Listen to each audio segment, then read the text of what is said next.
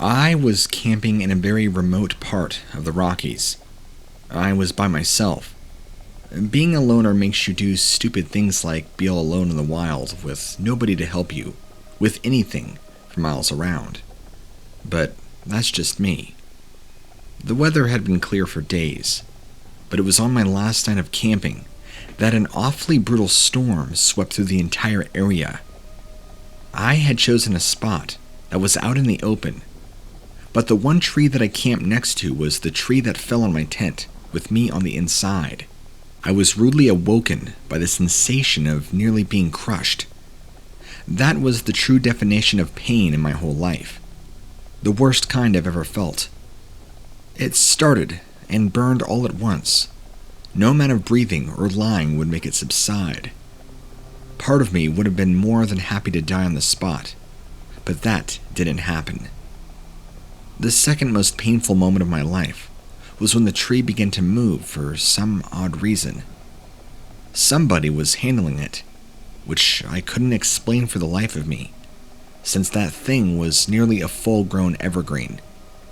Only a monster could have that kind of strength. But my tent was still collapsed on top of me, but just in the right spot, so I wasn't being crushed alive, although smashed and somehow alive. I had no idea who or what was at work outside. I heard some loud grunts and labored breathing, but I didn't see anything until a large hairy hand pulled the tent off of me after the tree was then removed. I think the sharp rise in my blood pressure made my wounds hurt even more. I'd laid there, partly mangled, staring up into the beady eyes of something that looked like a gorilla. The way it looked at me, I could tell it had intelligence in its eyes. It was studying me, as if I was some guinea pig in some fourth-grade classroom. It even seemed to understand that I was seriously hurt. However, it was sizing me up for it to be its next meal, or so it looked to be. Apparently, I must have lost consciousness after being in such terrible fear, and nearly after what having happened to me. When I woke up next, I was in the hospital, apparently the ER. Doctors and nurses coming in on regular rounds to check up on me, and they told me I was going to be out of commission for a long time. I also, in the process, lost both of my legs, from mid-thigh down. I told them what I knew, or what I thought I knew. They didn't come out and say it, but I'm pretty sure that they're writing the whole thing off as a product of stress. Although they obviously saw that a tree had fallen on my tent and nearly crushed me. I don't know if they know what happened or why it happened. There was no storm. There was no lightning. To say this tree simply fell is silly. Something, some sort of creature from the woods, pushed this tree over on me and checked up on me. I think it knew it was there. I think it was planning to kill me. Why it didn't take me after I lost consciousness, I have no idea. It's one of the freakiest experiences I've ever had out in the woods, ever. And I want to say it's a Bigfoot, but I can't be too sure. But now, I believe that something exists.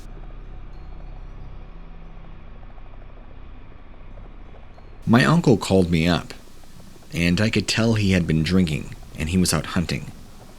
He does hunt while intoxicated. How the man hasn't shot anybody yet for mistaking them for a bear or a buck, I have no idea. His imagination also tends to get the better of him when he drinks, and it doesn't help him that his eyes are going. But beside the point, he's an old man set in his ways, and there's real no way to take his guns away unless he actually hurts someone. So, after getting the call, I took that as a cue that it was time to go make sure that my uncle didn't accidentally shoot any innocent bystander. He rambled on about finding some great furry boulder. That filled me up with fear. It sounded like my uncle was about to pick a fight with a bear. However, it turned out to be much bigger. I arrived at the woods on his property, and I followed the trails to where he described. And there he was with a shotgun, dangerously close to something that was absolutely huge. It had its back turned to us, and it sat on a felled tree, leaning forward, not moving. I dared to get in front of it, and I saw that it had a face that could have passed as a human if it hadn't been covered in hair. And when I say human, I mean incredibly ugly. This thing, for whatever reason, appeared dead, as if it was just left there. We checked the body, or what I would presume to be a body, for any sort of nicks, cuts, or bullet holes. There were none, but this thing stunk to high heaven. I immediately put together a speech in my head that I was going to share this find with my uncle. It was about all the reasons we shouldn't be there at that moment, and why it was a good idea to leave, and to not be around when this thing, or whoever killed it, came for it. I was coming back to my uncle's side when he raised his double-barreled shotgun and gave a whoop and unloaded both barrels into the woods, my face turning white. There were noises in the woods all around us, getting closer. The noise I can only really describe as a whooping sound, if that makes any sense, followed by low groans and moans and grunts. I grabbed my uncle, and we bolted out of there, running for our lives. I don't know what was in the woods that day, but whatever it was, however many of them there were, must have been coming for their kill, which would have been the creature that lay before us, only slightly bigger than a black bear. I to this day have no idea what it is we encountered. Part of me would like to think it's a Bigfoot, but why would there be a dead Bigfoot lying in the middle of an opening, with more of them coming to get us or it? None of it makes sense. But one thing still remains. The thought just terrifies me going back to it, and I never really go back to my uncle's hunting property if I can.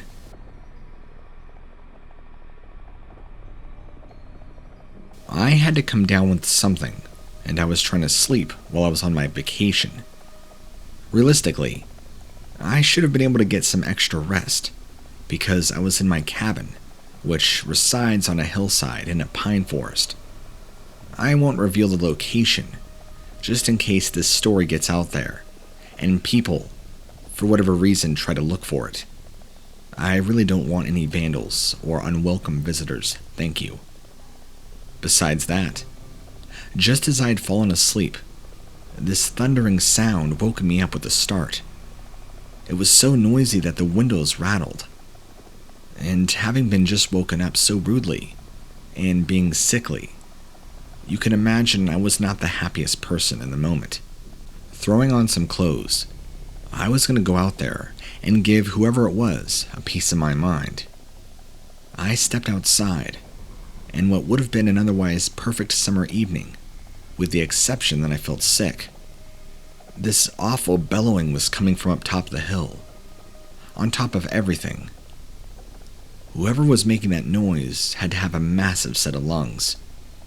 It was terrifying to hear. It sounded like it could have came from a giant.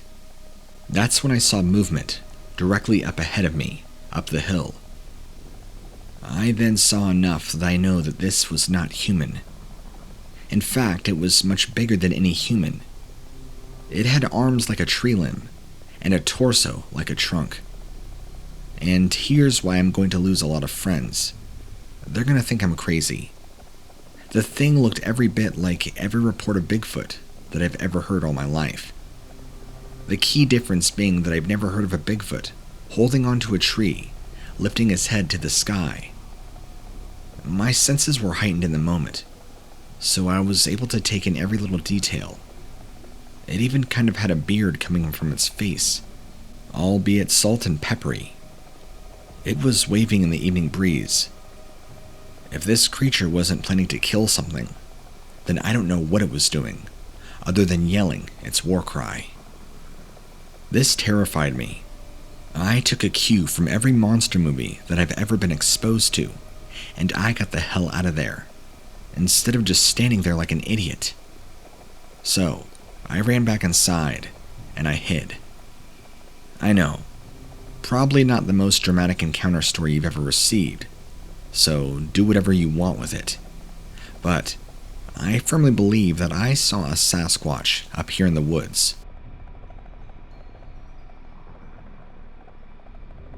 I woke up one morning to the sight of my sheep just outside my bedroom window.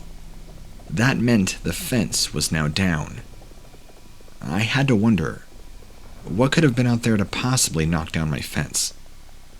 I come outside to find my entire flock scattered every which way.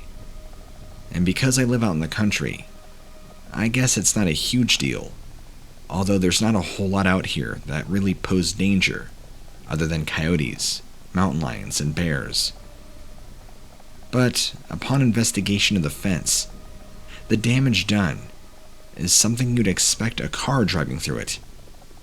This section of fencing wasn't just knocked over, it was mangled, torn out of the ground.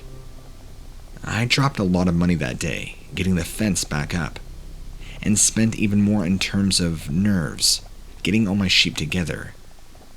I didn't spend the time with them that I should have, getting used to them and calling them. I tried to put the whole thing behind me and forget about the fact that I just spent about a month's worth of expenses in a single afternoon. I came outside the next morning to the exact same thing, only even more of the fence had been torn down. I was wondering how this happened, twice, without me ever being woken up. That level of damage to a fence should clearly make noise. So, I decided it was time to camp out and see just what was going on. After spending money on getting it fixed a second time, I wasn't going to be able to afford to get it done too many more times. After finally again getting all my sheep together, fortunately, they hadn't wandered too far. I set up a tent with my shotgun. My farmhouse that I had, which was respectably sized, kind of looked like a little dot from where I was. One of those moments where I realized just how much land I truly own. Gratitude was a healthier emotion for me in the moment than being sour. It had gotten dark quick, but I did have a pair of night vision goggles, which helped me tremendously. If I had fallen asleep, I wouldn't have woken up. The sound of my visitor was so soft that you would have sworn that they were a ninja. Putting on my goggles, I turned them on and looked, peeking my head out and stopping for a second. Towering as tall as a small tree, but something that resembled a large ape, lit up by my goggles. It was approaching the sheep pen very cautiously. I saw the monster reach its arms out, grab hold of the fence, pull it out of the ground, and snap it and rip it, as if it were simply a fence built of toothpicks and string. This giant monster ape thought this must have been a joke. I watched him walk in, the sheep literally terrified and going crazy.